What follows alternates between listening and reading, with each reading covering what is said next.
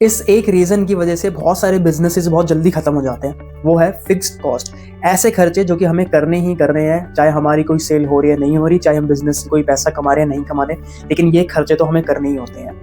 Hi, I am Atul and welcome to day 3 of our 10 days series, जहाँ पे हम discuss कर रहे हैं, समझ रहे हैं network marketing, direct selling business के बारे में। और मैं पूरी कोशिश कर रहा हूँ कि आपको इसकी राइट एजुकेशन दे पाऊँ, बिना कोई फालतू की मोटिवेशन के। तो आज हम बात करेंगे ओवरहेड के बारे में। तो अगर हम ट्रेडिशनल बिज़नेस में देखें, तो जैसे हमारा शटर खुलता है वैसे ही मीटर स्टार्ट हो जाता है। हमारे बहुत सारे खर्चे होते हैं जो कि हमें करने ही होते हैं। इलेक्ट्रिसिटी हो गया, रेंट पे करना होता है, हमारे पास अगर कोई स्टाफ है या एम्प्लॉइज़ हैं तो उनकी सैलरी देनी होती है, मेंटेनेंस का खर्चा होता है। ये वो खर्चा है कि जो हमें करना ही है, चाहे हमारी कोई सेल हो ना हो, चाहे हम कोई प्रॉफिट जनरेट करें या ना करें, ये तो खर्चा करना ही है। और बिजनेस टर्म में इसको बोलते हैं द बर्निंग कैश।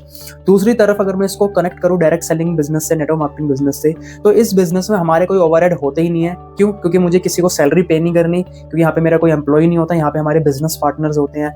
मुझे कोई रेंट पे नहीं करना, क्योंकि मेरा स्मार्टफोन ही मेरा ऑफिस है, मेरा लैपटॉप, मेरा कंप्यूटर, ये सब मेरा ऑफिस है। और आज के टाइम पे ऑनलाइन तो हम कहीं से भी काम कर सकते हैं, वर्क फ्रॉम एनीवेयर। तो जहाँ पे भी मैं खड़ा हूँ, जहाँ पे भी मैं बैठा हूँ, वही मेरा एक तरीके से ऑफिस है। तो कोई रेंट का कोई खर्चा नहीं है। और बिजनेस टर्म में इसको बोलते हैं द लीनियर मॉडल। तो जब बिजनेस में मेरा कोई खर्चा हो ही नहीं रहा, तो जो भी मैं पैसा कमाऊंगा वो मेरा बिल्कुल प्योर प्रॉफिट होगा।